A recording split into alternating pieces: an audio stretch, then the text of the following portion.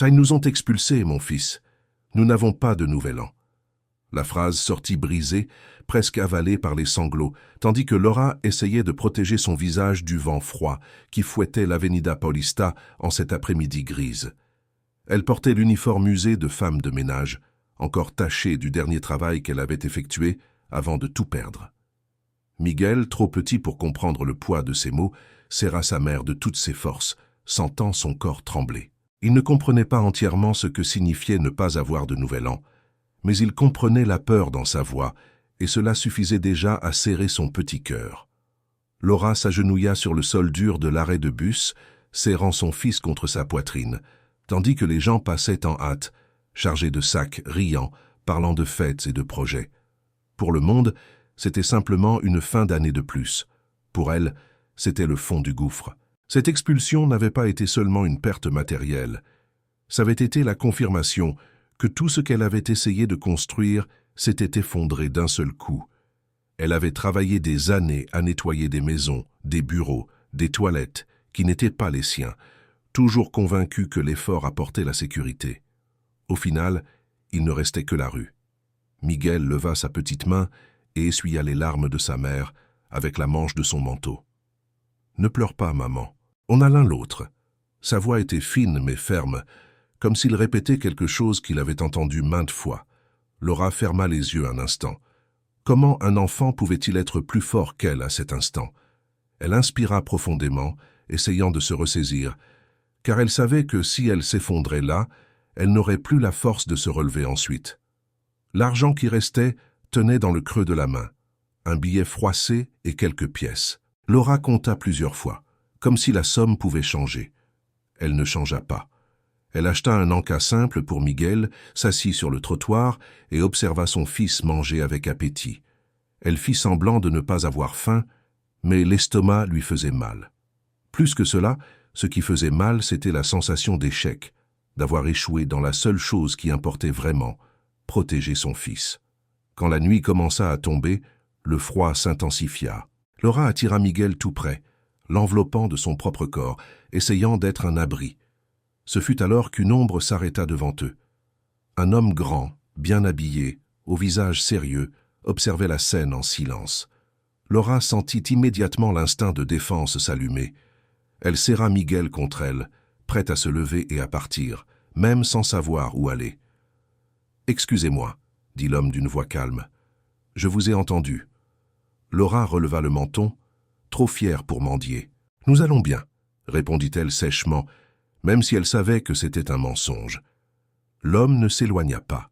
Il y avait dans ses yeux quelque chose qui n'était ni curiosité ni jugement, mais reconnaissance. « Non, ce n'est pas le cas, » dit-il avec douceur, « et je ne peux pas simplement faire comme si je n'avais rien vu. » Miguel regarda l'homme avec curiosité. « Vous êtes riche ?»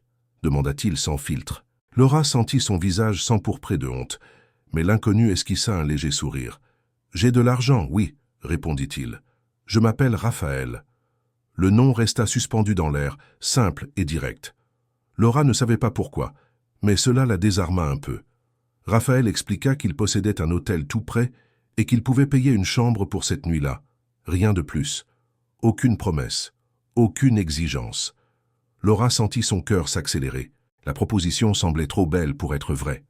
Tout en elle criait de refuser, de ne pas faire confiance, de ne pas s'exposer à nouveau. Mais Miguel bâilla, posant la tête sur son épaule, et la réalité pesa lourd. Il avait besoin de dormir dans un lit. Il avait besoin de sécurité, ne serait-ce que pour une nuit. « Juste pour ce soir, » dit enfin Laura, la voix tremblante. « Demain, nous partirons. » Raphaël hocha la tête, respectant la limite. Ils marchèrent jusqu'à l'hôtel en silence. Laura resta sur ses gardes tout le temps, observant chaque pas, chaque geste. Quand ils entrèrent dans la chambre simple, propre et chauffée, Miguel courut vers le lit, souriant comme si c'était un cadeau inattendu. « C'est doux, maman. » Laura s'assit au bord, sentant ses jambes fléchir. Pour la première fois depuis des heures, elle n'avait pas à décider où il passerait la nuit.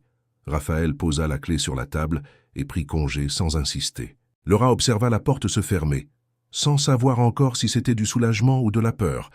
Elle aida Miguel à prendre un bain, coucha son fils et resta à regarder sa poitrine monter et descendre, tranquille.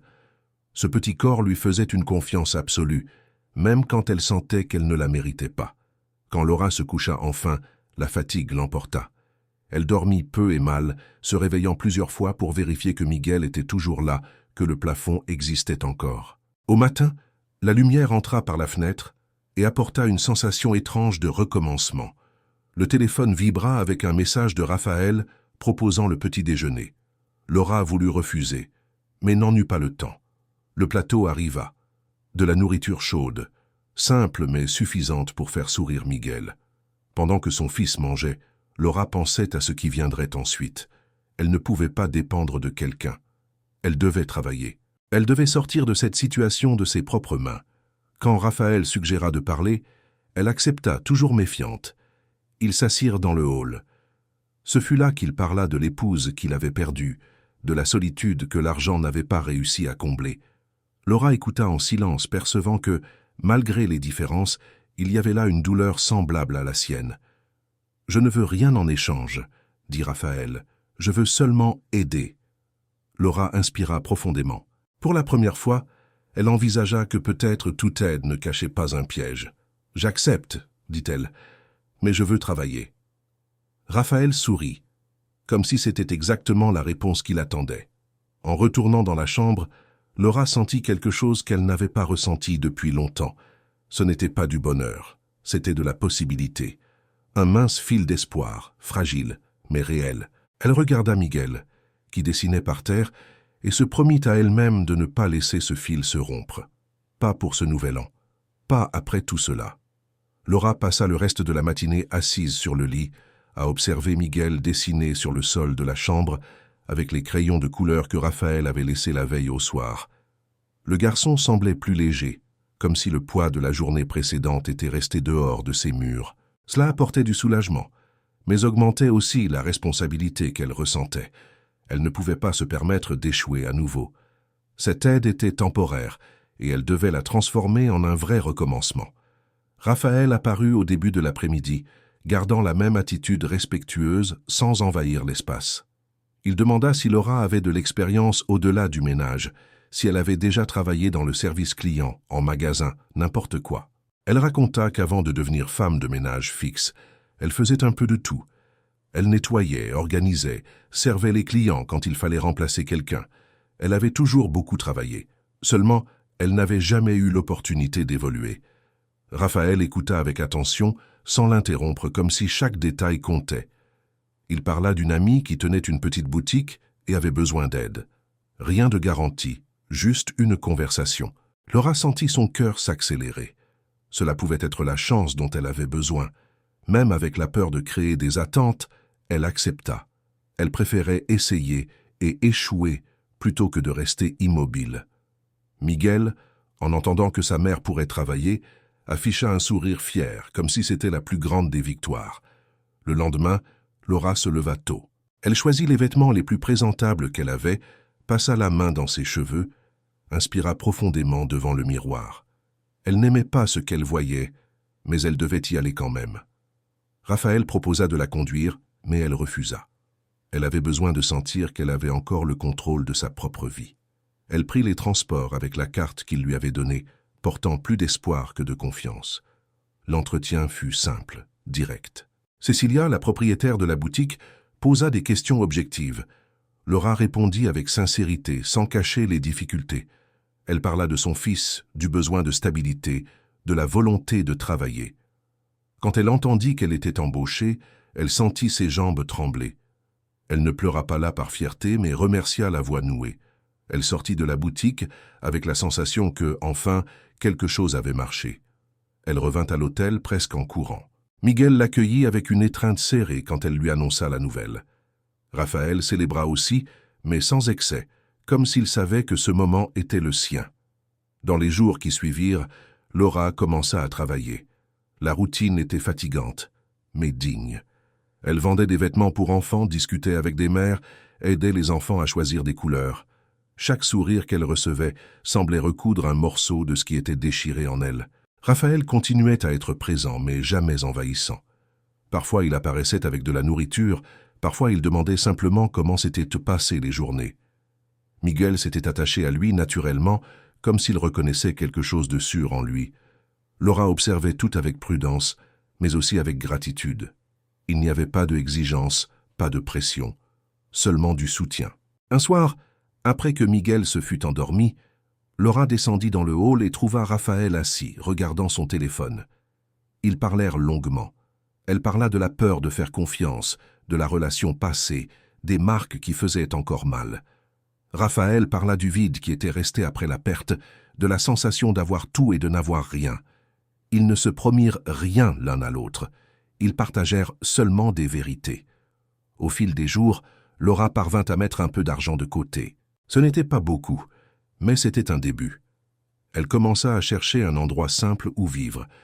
Raphaël proposa de l'aider, mais précisa que la décision lui appartenait. Cela fit la différence. Elle ne se sentait pas dépendante, elle se sentait en partenariat. Miguel semblait s'épanouir. Il riait à nouveau facilement, posait des questions sur l'avenir. Ils dessinaient les trois ensemble sans se rendre compte du poids symbolique de cela. Laura, peu à peu, cessa de le corriger. Elle comprit que le garçon voyait le monde de façon plus simple et peut-être plus vraie. Toute aide n'avait pas besoin d'être source de peur. À la veille de la fin du séjour à l'hôtel, Laura rangea les quelques affaires qu'ils avaient. Elle avait trouvé une petite chambre à louer près du travail. Ce n'était pas parfait, mais c'était à eux. Raphaël aida pour le déménagement, respectant chaque limite. Quand il lui remit la clé, Laura sentit quelque chose se mettre en place. Ce n'était pas de la dépendance, c'était du soutien mutuel. Cette nuit-là, ils s'assirent tous les trois sur le sol du nouvel endroit. Miguel rit, disant que c'était petit, mais joli. Laura acquiesça. C'était simple, mais c'était un foyer. Raphaël observait en silence avec un sourire discret. Il n'avait pas besoin de dire quoi que ce soit. Tout était là. Avant de partir, il regarda Laura et dit qu'il serait dans les parages, quelle que soit sa décision. Elle le remercia, émue. Elle ne savait pas ce que l'avenir réservait, mais, pour la première fois depuis longtemps, elle n'en avait pas peur. Quand la porte se ferma, Laura s'assit à côté de son fils et inspira profondément. « On a réussi, mon fils », dit-elle tout bas.